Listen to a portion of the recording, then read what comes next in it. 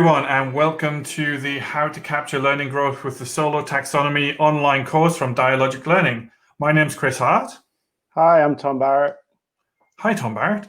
So Hi. we're super excited to be here with you during this course. I was going to say today, but it might be during the day you do this course, it might be at night, whatever time suits you. This is a totally asynchronous course. Before we do move on and give you a little bit more detail about us as your kind of coaches through this, I would like to take a moment to acknowledge the traditional owners of land upon which Tom and I are working today. That is the Bunurong people and the Wurundjeri people of the Kulin Nations, and to pay our respects to their elders, past, present, and emerging. And for those of you in an international audience, that's a really important thing for us to do, is to acknowledge the traditional lands of the Indigenous people in Australia, the Aboriginal and Torres Strait Islanders, and it's something that we feel is really incredibly important to do. So if you've never heard an acknowledgement of country, that was one of them. So Tom, tell us a little bit about you. Oh, hi. Well, it's great to have you with us.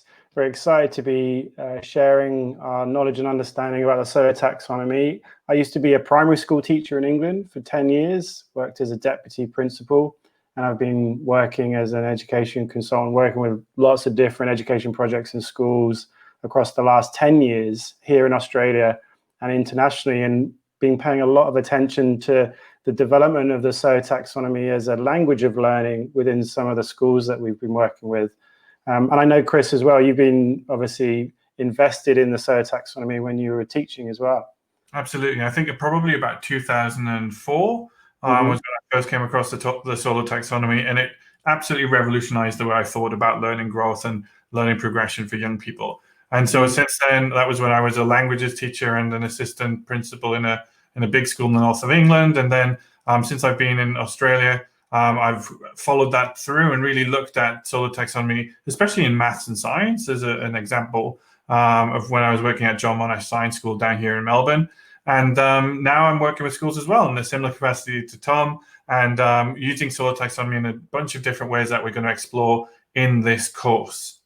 So that's us. We're excited to meet you virtually, and really excited that you decided to come along on this journey with us through the course to explore how we actually capture learning growth with the Solo Taxonomy. Great. So the first thing that we've got to do is just establish what do we actually mean by learning growth. You can see it there in the title of the course. And I know that you'll be here for lots of different reasons, but it's really important before we get stuck into talking about the Solo Taxonomy, let's just be really clear about what we mean during this course about learning growth. So Chris, maybe we could just sort of start there. So we've got this beautiful diagram, which is almost as if someone had taken a scan inside of someone's head when they were learning, because we kind of think that's what it looks like. We know, and we're going to explore through the Solo Taxonomy, a wonderful language to help us talk about learning growth. But really, when we're talking about it, we're thinking, where as educators, we want to be able to see, we want to be able to capture, but we also want to empower our learners to understand their learning growth in terms of new knowledge and understanding that they're collecting on their learning journey, new skills that they're developing, maybe even new mindsets and new tool sets that they're picking up as they go through this learning journey. And as educators, we're designing experiences which are very focused often within school to help students in their learning growth. But what we're looking at is really that development up to a conceptual level of knowledge and understanding, skills, mindsets, and tool sets.